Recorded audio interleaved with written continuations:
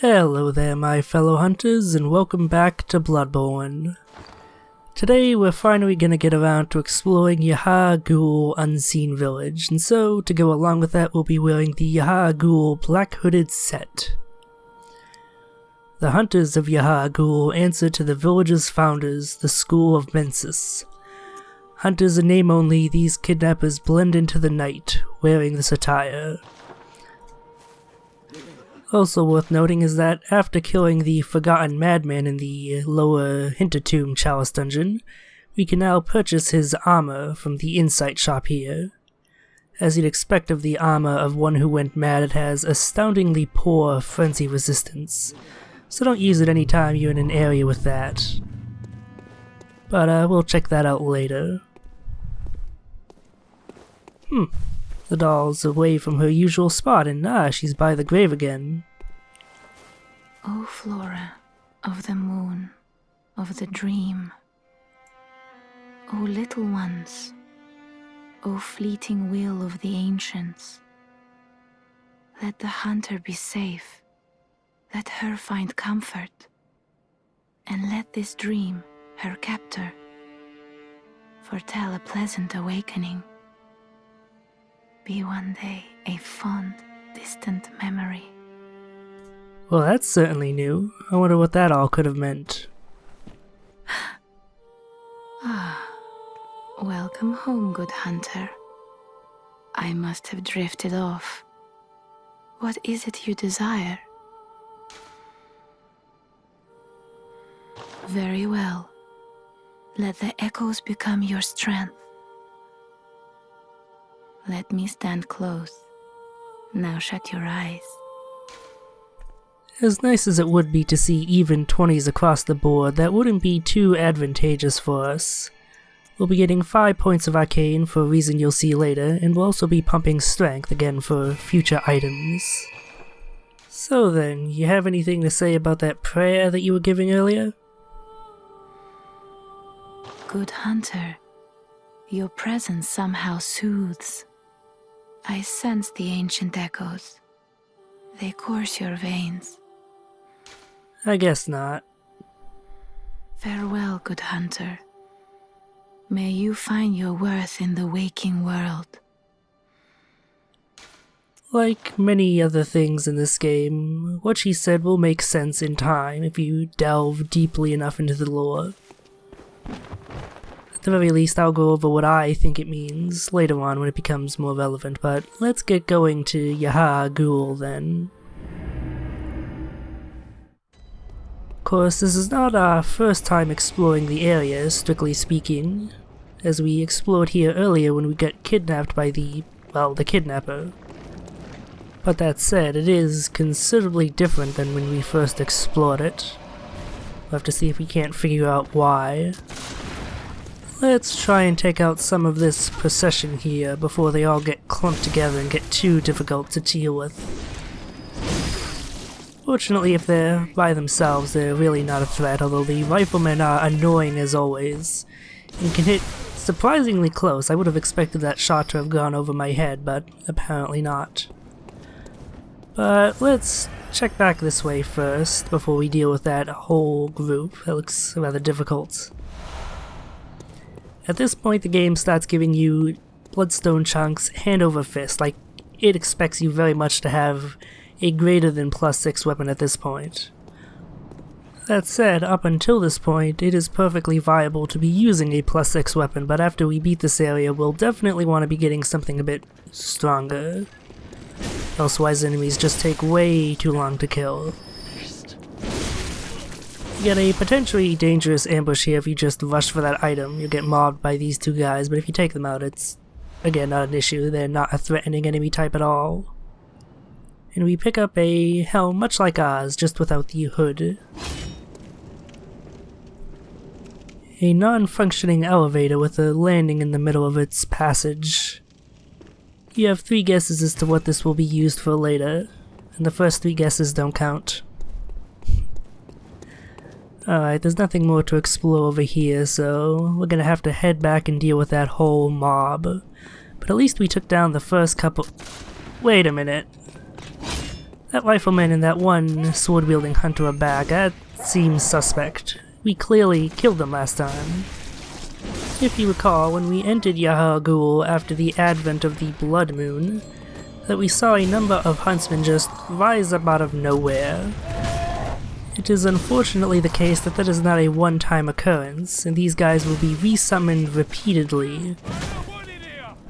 As to why this is, that should be clear if you've been paying attention to the environmental noise, and have been exploring the Chalice dungeons before this, at least one. Because it's a very similar gimmick to what occurs there. Either way, this is a much reviled gimmick, and one of the reasons that this area in general is disliked by quite many people. I don't entirely agree with that school of thought. I feel like if this gimmick were used in more than one area outside of the Chalice dungeons, that it would be a bit of an issue, but because it is sequestered to this area only, it serves as an interesting change of pace in how you tackle the area. You can't just take out the enemies one by one and slowly go through. You kind of have to blitz through and take care of the issue at hand, the enemy that is summoning all the respawning enemies.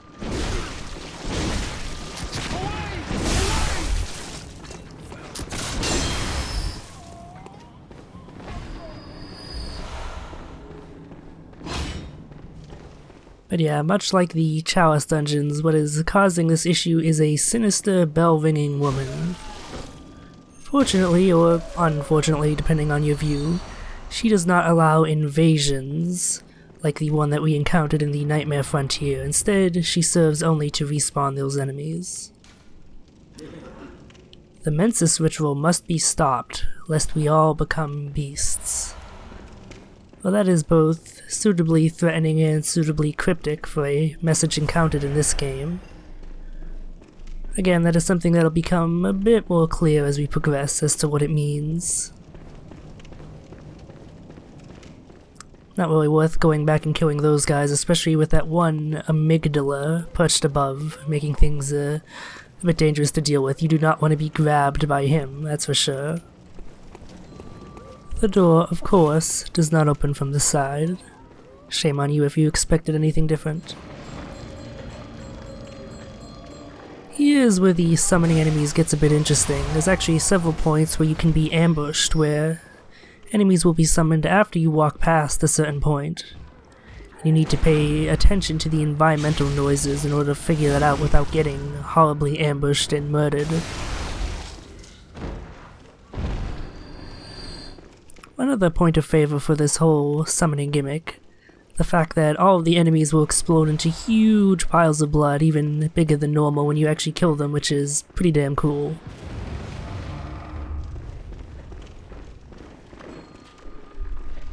So yeah, just ignore the small enemies. Once you notice where the bell-ringing woman is, you kind of just want to book it to her. It's not particularly worth killing the other enemies, since she could resummon them at any time. Additionally, once she's dead, they also take greatly increased damage, so they're easier than ever to take out, taking only like 1 or 2 hits depending on the weapon that you're using. So all in all, I'd say I'm in favor of this gimmick, but I can also see why people dislike it. If you're the more methodical person going through the level slowly, this would be a bit painful of a gimmick. You really need to adjust your play to just rush through, locate the issue, the bell-ringing woman, and then you can go back and take out the enemies one by one if you want.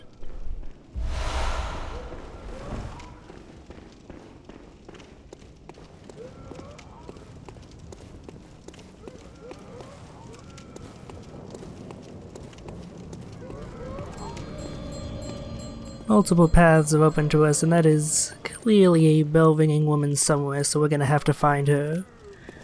Rather than heading down either of these pathways, both filled with dangerous Hemwick women, we're gonna head back a bit, because there's a little bit of a shortcut that may or may not be useful. In my opinion, it's not too terribly useful unless, I guess, you're speedrunning or something. You can drop down this broken railing here to get some bolt paper, and also to get into this little courtyard a bit quicker. But again, it's honestly not that helpful, especially if you're just going through the normal way.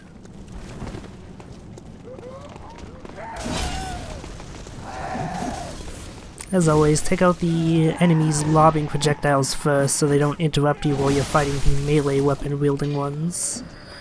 And if you do that, you shouldn't have too much of an issue. The Hammock women are a bit weaker than the Yhar'gul huntsmen that are being summoned, so it's not as big of a deal if there are a bunch more of them, especially since you can stun them just by rolling into them. Getting a bit close for comfort there.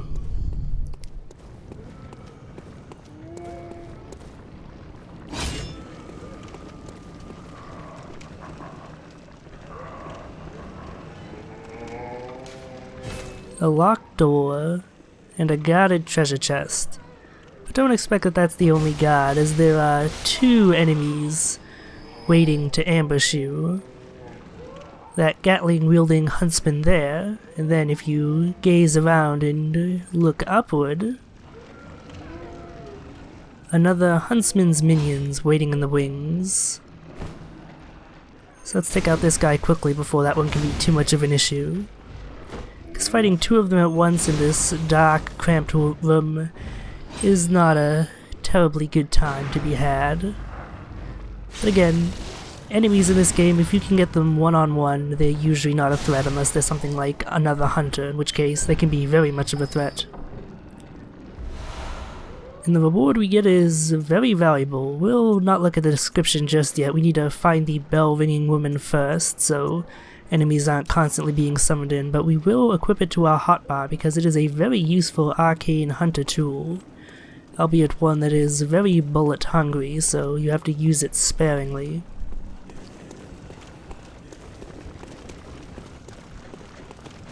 And of course the women are back. So here is where the tiny Tonitrus can come in quite handy.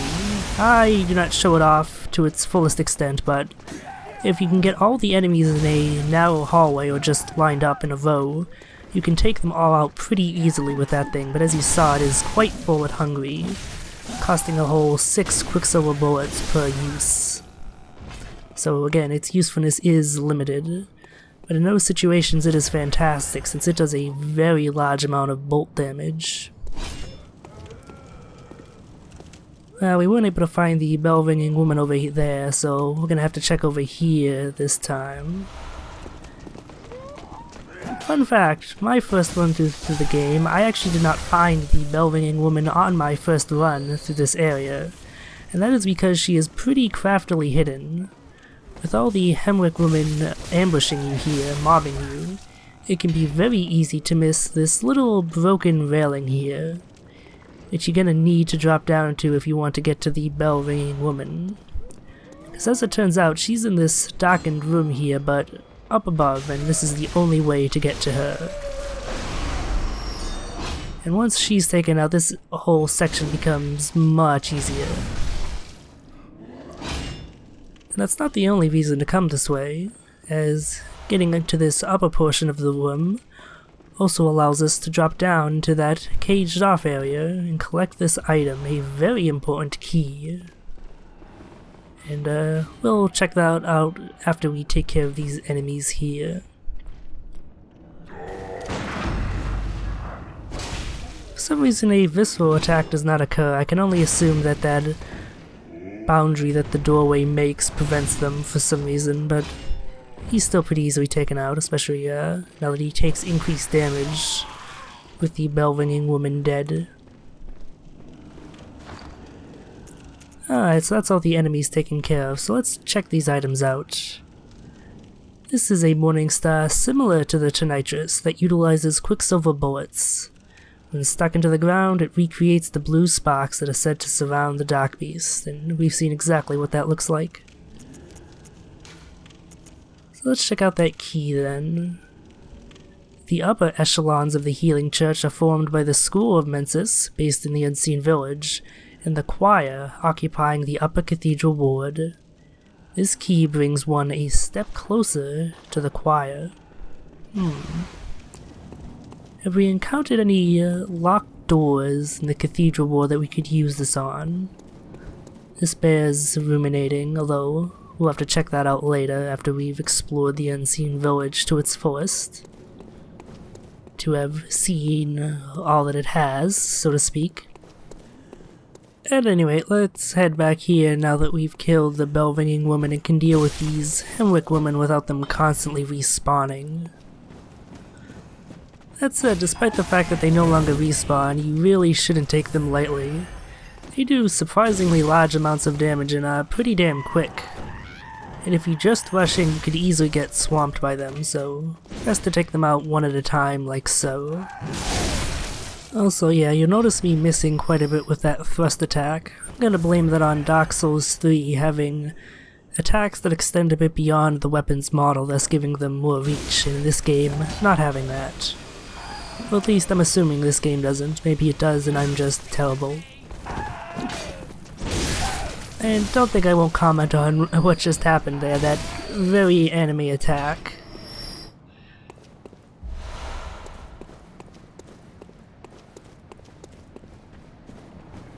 So yeah, this amygdala up here is the first one, and the only one for that matter here, that's actually a threat to you, sending down that laser, which causes the anime delayed ground explosions.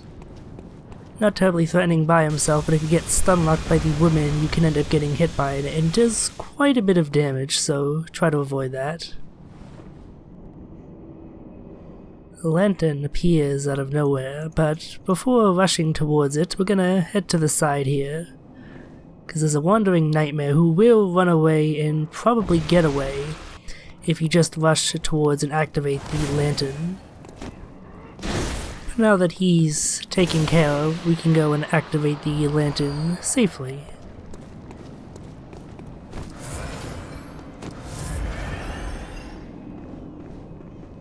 It probably wouldn't be a bad idea to return to the Hunter's Dream and restock on blood vials and quicksilver bullets, but we'll brave onward. It's not like we recently had an experience like that that ended up doing pretty poorly for us after all. Here we have another bell-ringing woman. This one is pretty close by, but there are a number of annoying enemies along the way to her. There's riflemen here who will snipe you if you don't take him out before he can get the chance to. And two bloody dogs who are incredibly annoying to deal with. They have just enough HP that even with a strong weapon like this, they'll either take a charge attack or multiple hits, and they're pretty damn agile. But with them out of the way, we can rush for the bell-ringing woman. And once she's gone, it's easy enough to mop up the stragglers.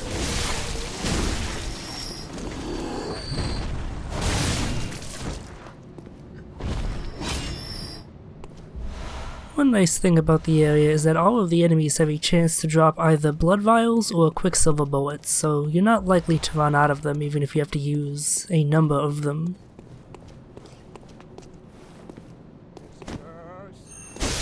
It's not that great of an ambush, dude. And right here, they give you a whopping 8 blood vials. That's something to be worried about, because if they give you just a whole bunch of blood vials like that, either they expect you to be very low, or you're about to encounter something dangerous. That said, we get back to a familiar part of Yahar'gul. This is the room that the lantern was previously in, as well as this message that makes a bit more sense given we were told to seek a nightmare newborn. Unfortunately, the lantern is broken. And here is the danger that the blood vials were given to us in preparation for something of a gank squad, you could say. 2 powerful NPC hunters. Thanks to the blue elixirs, we're able to sneak up on this one here. If you can take him out immediately, it makes this encounter much more manageable. Unfortunately, we weren't able to do so before finding out that there are in fact 3 NPC hunters. Whichever one you attack first, the other 2 will aggro to you and start chasing after. This one here was hidden down that stairwell there, and he's probably one of the more threatening ones, having a tiny tonitrus of his own that he will use freely. And if it hits you, it will almost certainly one-shot you. Fortunately, grouping them up in this narrow hallway here serves Ludwig's Holy Blade quite well. Another fortunate thing is that sometimes if you lag back like this, you can only get one to come after you at a time, rather than them all. So even if they're all still alive, you can basically force them into 1v1 situations. And if you can do that, they're not too threatening. It's when they're grouped up that they're especially dangerous. So the second hunter we killed gave us a madman's knowledge, which isn't too valuable, but the first one, the naked one with a strange hat, and wielding the beast claws, a weapon we haven't had a chance to get for ourselves yet, dropped a claw mark rune. Now that there is only one of the hunters left, you think this encounter would be a piece of cake, but as it is, this last remaining one here happens to be far and away the most dangerous. He's pretty damn aggressive with that rifle spear of his, and he has two attacks that have a pretty high chance of one-shotting you depending on exactly how much HP you have. The first is that cannon that he's got in his arm there. It fires a single large projectile, a cannonball appropriately enough, that does an especially high amount of damage with a pretty good blast radius as well. The second attack, and the one relevant here, unfortunately, is the charged attack of his rifle spear, something we've used ourselves to great effect against a number of enemies. A failed dodge led to death. Fortunately, these enemies do not respawn, so as long as you can take out just one, you've made the encounter that much easier for yourself. But before we go check on him, let's check back here a bit and see what's changed. Oh. Well, not entirely sure what happened here, but it doesn't seem like things have changed for the better. Which is saying a lot considering how awful the location was when we came here the first time. This here is a new variant of Scourge Beast, and a truly frightening one at that. But easily taken out by visceral attacks, especially now that we can pretty much backstab on command with the Augur of Ebrietas. That said, despite the addition of the Scourge Beast, there's also the removal of all the prisoners that were here before, as well as the kidnappers, one whose corpse we see here. This won't be the last corpse of a kidnapper we see strewn throughout the village, and they're always worth looking out for because they always have a few chunks on them. So let's check back down here towards the cells where we originally arrived in after being kidnapped. Another skeletal Scourge Beast. Again, the Augur of Ebrietas really being a star MVP here. And one of the reasons why, even if you're not going on an arcane build, it can be very worthwhile to get the 18 arcane needed to use this. Seriously, is fantastic against enemies like this, allowing you to get backstabs, whereas with weapons you wouldn't be able to just because of how slow they are.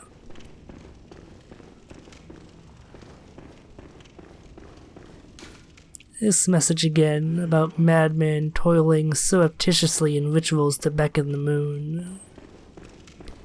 It seems we may have helped them in some way, given the large red blood moon that is now hanging over Yhar'gul, that appeared after we killed Rom. Also, if you have not yet rescued Adele by this point, she will not be here. She'll be gone along with all the other prisoners.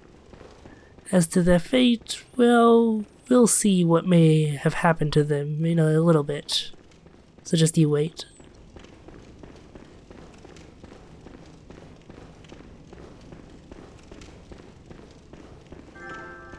I probably should have turned off messages while recording. Good job, me. Thankfully, that's the only interruption of its kind during this session. So, having explored other avenues, let's check back with that one remaining Yahar'gul hunter, and see if we can't take him out. It's worth noting that if you came here beforehand and opened up these shortcuts, you can use those shortcuts to circumvent this gank encounter here entirely. which may be worth using if you're having trouble with them, especially since the only worthwhile reward is that claw mark rune, and it's actually a weaker variant of the one that we obtained from Gilbert. You can equip both of them to stack, but unless you're especially going for visceral attacks, it's probably not especially good of a reward, so probably worth just using the shortcuts and skipping them. But with this guy alone, it's not too tough. The main thing to watch out for is when he's one-handing his rifle spear, as that means he could suddenly use his cannon at any time, especially if you're at mid-range. Other than that, as long as you can avoid his obviously telegraphed charged attack when two-handing the rifle spear, he's not too hard to take down by his lonesome.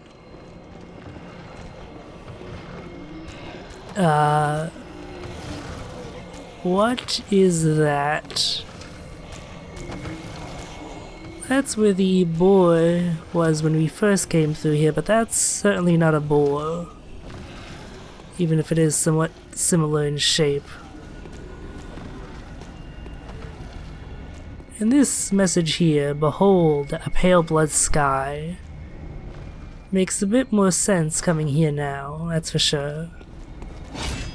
Alright, let's go take out this thing so it doesn't surprise us later, since it seems to be roaming. So this guy here is a cramped casket. A casket filled with so many corpses that they're literally overflowing. And unfortunately for us, those corpses are still very much alive and out for blood. Seems a bit oxymoronic to call them corpses then, but really, what else can you call half-rotting skeletal bodies? And so we see one of the possible fates for all of the kidnapped prisoners held in Yahar'gul's prisons. They turned into those things. There's one other possibility of what happened to them, and we'll see that later. But for now, we're gonna have to deal with another bell-ringing woman. They have not yet dropped that gimmick, unfortunately. Fortunately, this section isn't too difficult. The bell-ringing woman is close by, and there aren't really all that many huntsmen she's summoned.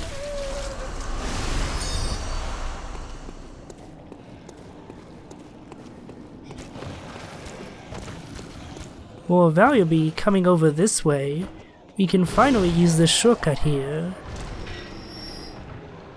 The elevator wasn't down when we first visited the village, but now it is, and it leads up to that empty shaft that we came across way back at the beginning of exploring this area. It's a pretty handy shortcut,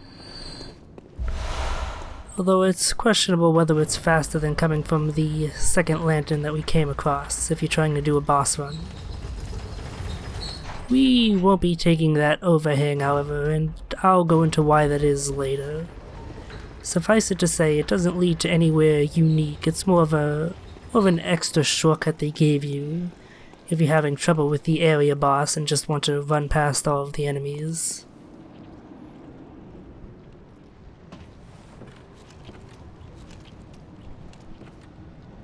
This here card is shaking. Let's not disturb it just yet. Let's take out this cramped casket over here so things don't get too busy. The Ludwig's Holy Blade is excellent for taking these guys out when transformed. The charged R2 into R2 combo with our stats is more than enough to take them out. So now that we've dealt with that one, let's go trigger this rather obvious trap here.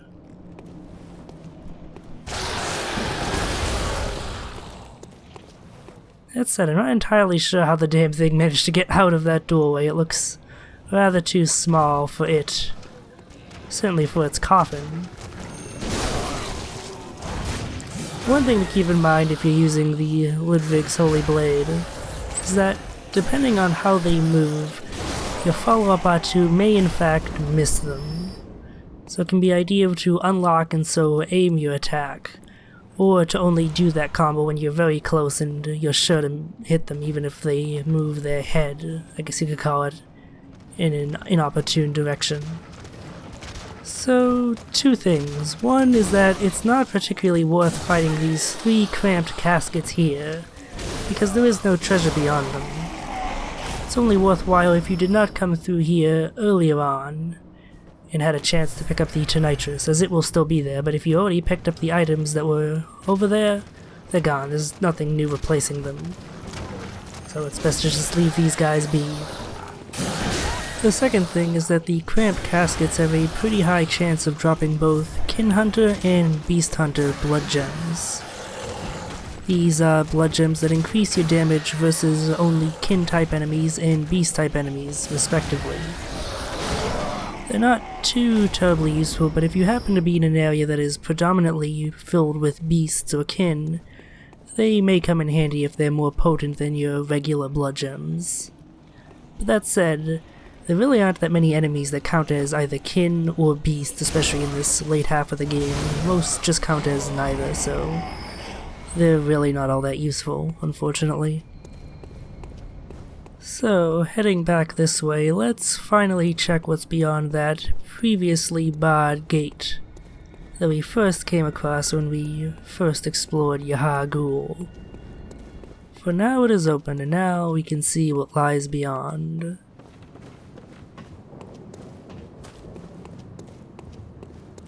It's nothing pleasant, that's for sure. The architecture immediately makes a turn for the worse. We'll get a better close-up view later of it if you don't see quite what I mean. And as for actually going through this area, it's kind of a pain in the ass because you have a number of sniping enemies, one huntsman with a rifle, and a number of a variant of the cramped caskets that spit blood at you when they're at a distance. Does a pretty good amount of damage and they're surprisingly accurate. So here it's best to just kind of ignore them and run up along these stairs here. The one physical-based cramped casket won't follow you too far and it will let you take out that one huntsman. And then you can just take out this scourge beast here at your leisure. And I'll say for what, the umpteenth time, the Augur of Abriatus is really coming into its own in this area. Otherwise, these scourge beasts would be really annoying to deal with because they have very high defense and high HP, meaning they can take quite a while to take down with regular attacks. And they can be a bit tricky to stagger with gunshots as well. We'll be ignoring that weird smoking basin there for a bit.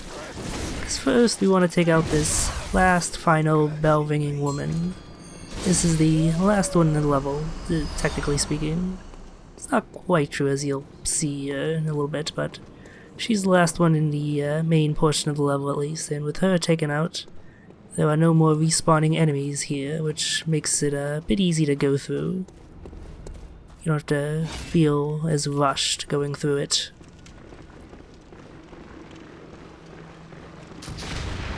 So I mentioned before that the architecture of this part of the Unseen Village is a bit different. That we'd be seeing a spot where that would be very apparent, and that spot is right here. So this is another potential fate of what happened to the people in Yahar'gul Unseen Village. The prisoners that were kept there, the hunters in service of the School of Mensis, and possibly even members of the School of Mensis itself. And they performed whatever ritual they were doing.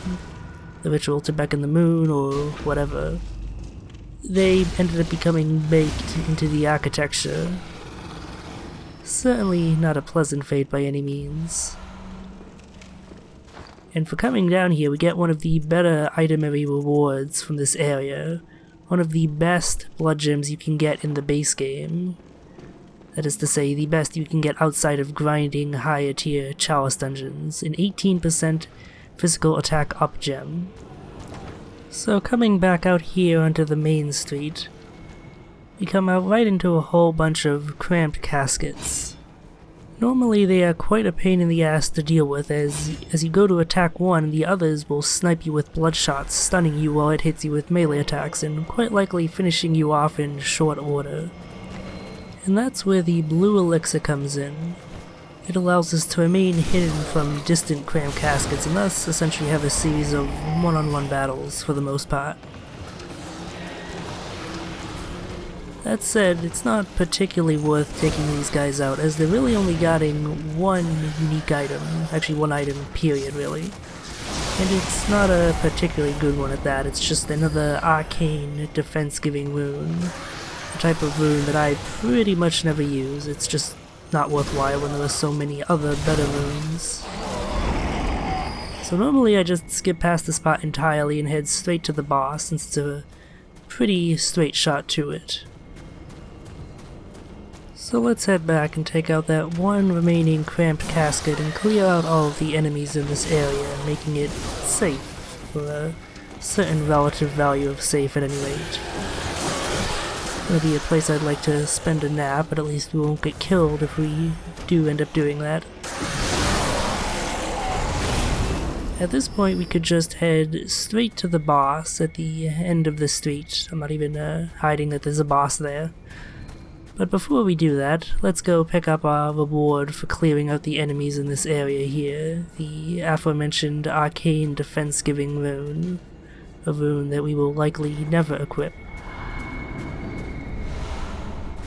And then let's also head back to a bit of the level we previously explored, a bit upwards, as we need to check out that basin that we just kinda ignored entirely.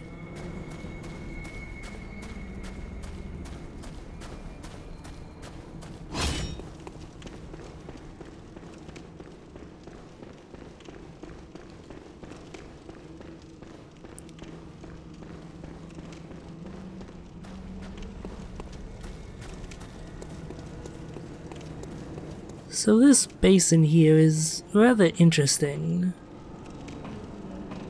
If you use it, you will teleport, but it's not a teleport that gives a loading screen, I imagine because that would cause all of the enemies to respawn and they wouldn't want to punish you like that, the game developers.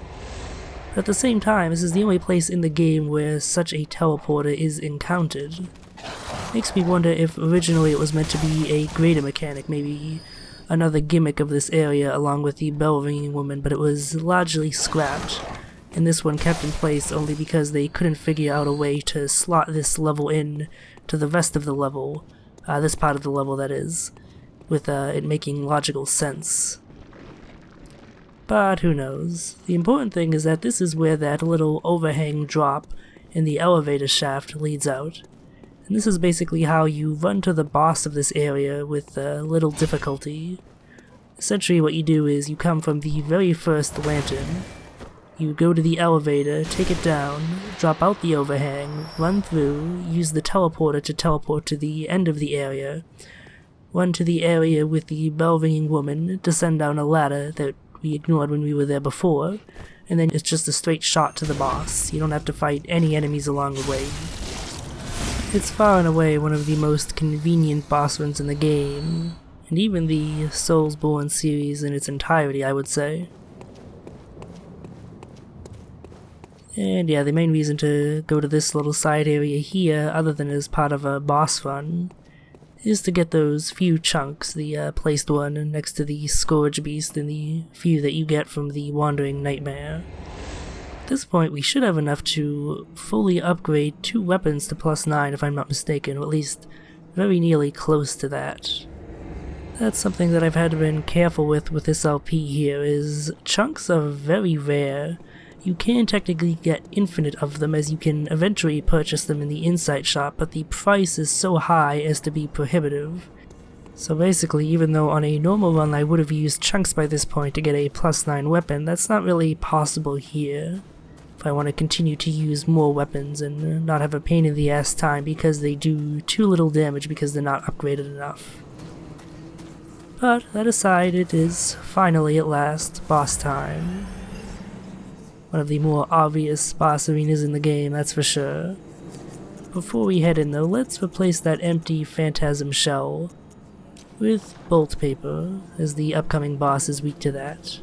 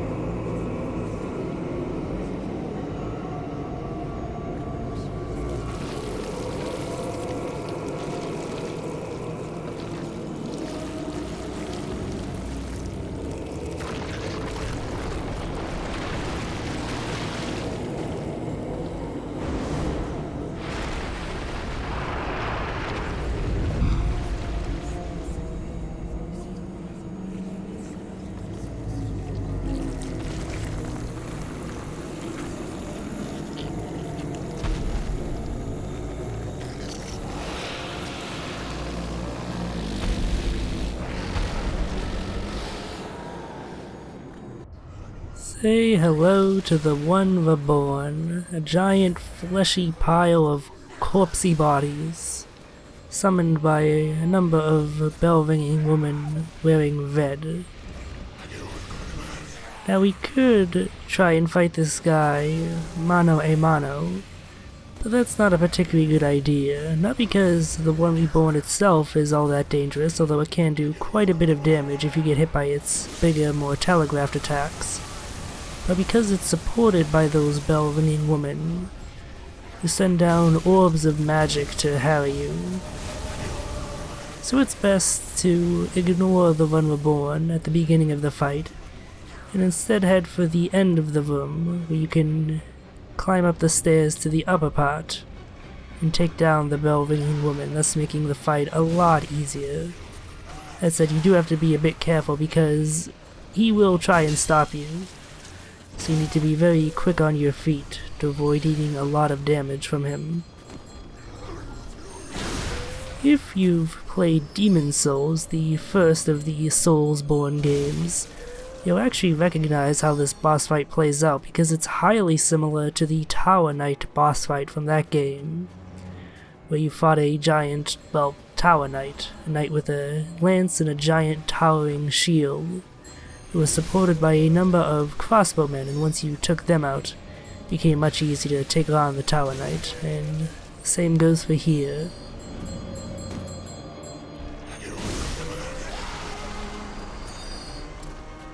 Now that we've taken the bell-ringing woman out, let's get our bolt paper on, as the one reborn is weakest to bolt-type damage.